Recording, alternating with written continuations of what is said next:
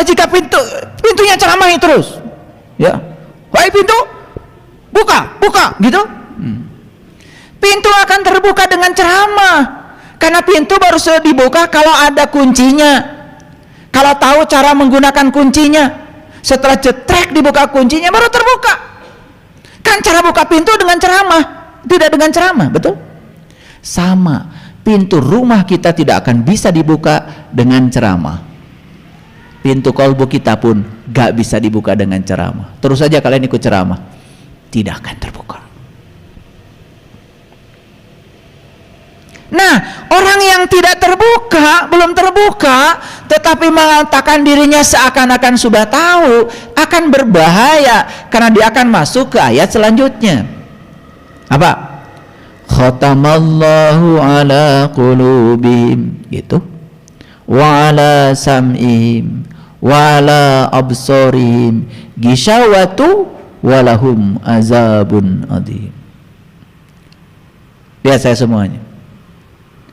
Orang yang merasa dirinya sudah iman padahal belum, orang merasa dirinya sudah tahu padahal belum, cuman mengklaim dirinya sudah tahu.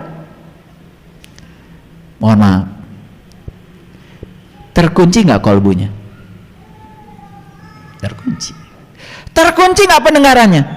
Terkunci. Nggak mungkin datang di tempat ini seperti kalian, nggak mungkin. Apalagi yang harus saya dengar, saya sudah tahu semua. Apalagi yang harus saya lihat, saya sudah lihat semua. Kan seakan begitu. Padahal dia baru lihat tulisan air, belum lihat airnya. Padahal dia baru lihat tulisan Allah, belum lihat Allahnya. Dia baru lihat tulisan malaikat, belum lihat malaikatnya kok. Kalau setan kelihatan terus kayaknya. Betul nggak? Kan setiap lihat cermin pasti ketemu kan?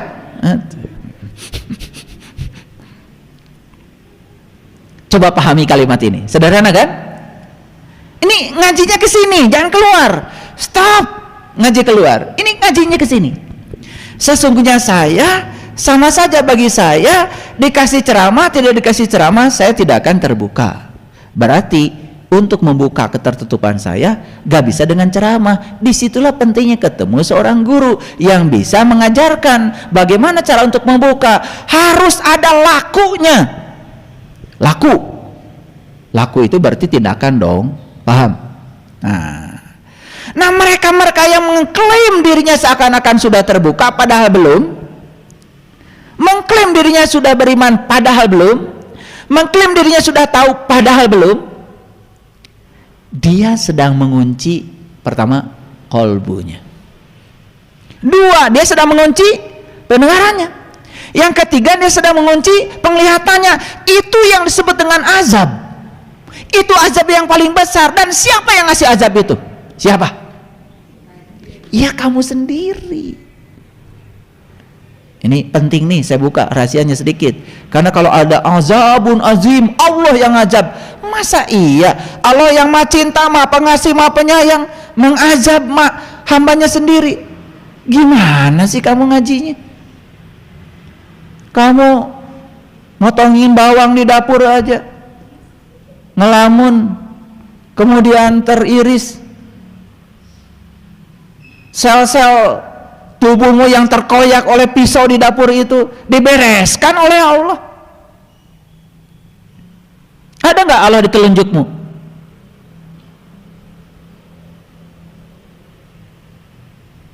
Allah itu tidak pernah tidak menempati satu ruang pun di semesta ini. Tidak ada satu tempat di semesta ini yang tidak ada kehadirannya. Di telunjukmu yang sakit itu dia hadir. Siapa yang membereskan lukamu itu sampai bagus lagi, sampai tidak berbekas lagi? Siapa? Siapa kalau bukan kehadirannya? Masih mencari-cari kemana-mana? Subhanallah. Makanya orang bodoh mencari Tuhan, tapi orang yang sadar, yang berakal, menyadari Tuhan bersamanya. Memang Tuhan batu ali, cari-cari. Ini saya ingin meluruskan ayat ini, karena begitu kata-kata walahum azabun adim, wah itu tuh orang-orang kafir yang berbeda keyakinan dengan kita. akan diazab oleh Allah. Buktinya mereka ekonominya lebih bagus, kehidupan mereka lebih bagus. Kamu aja yang suka bilang azab, minta sumbangan terus.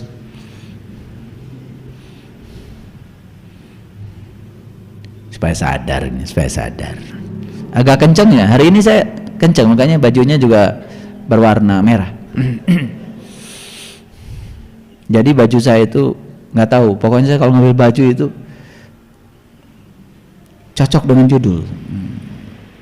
Jadi kalau udah bajunya merah itu judulnya merah pasti. Karena saya juga nggak pernah milih-milih baju, pokoknya ngambil aja, maunya itu hari ini. Ketemunya baju ini, baju Bali ini. Baju lama udah nggak kepake. Pokoknya hari ini saya pengen pakai baju warna merah. Tapi nggak marah.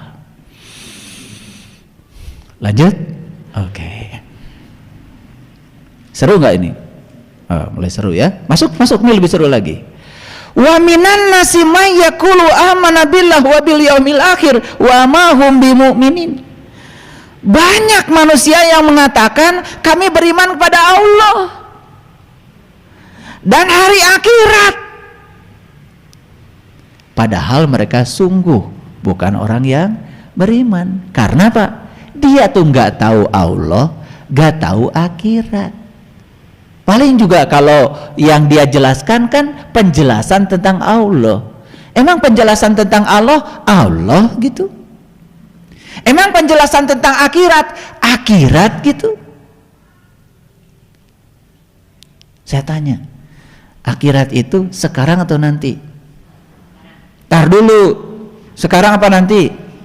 Kan selama ini bilang akhirat itu nanti. Lah kalau akhirat nanti gimana mengimaninya?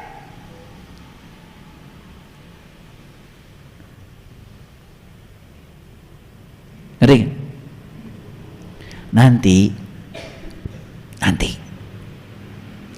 kamu bakal kaya, kata Mbah Dukun. Udah ada nggak kekayaannya?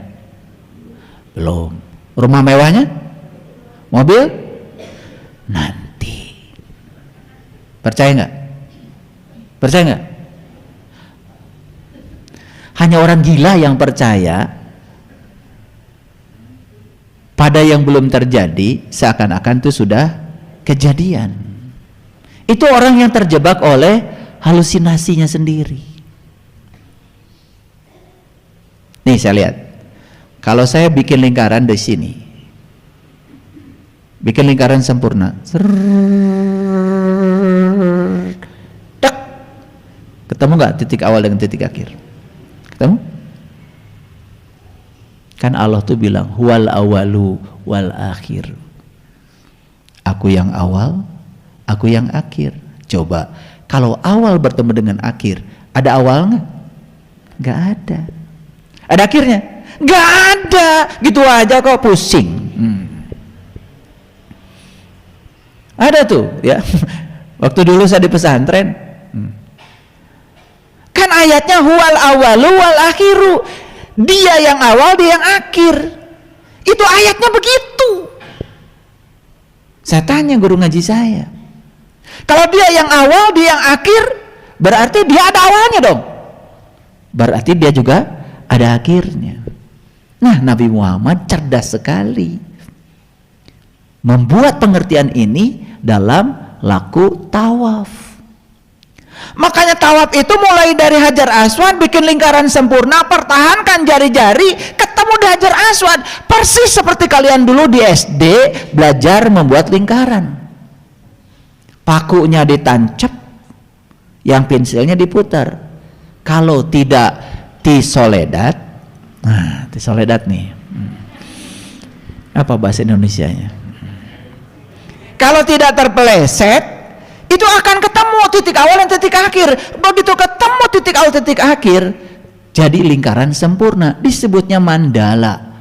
Begitu sudah ketemu mandala, bingung kalian, dari mana saya tadi mulainya? Awal dan akhir ketemu, jadi tidak ada awal, tidak ada akhir. Itu yang namanya keabadian. Itu ngaji itu begitu.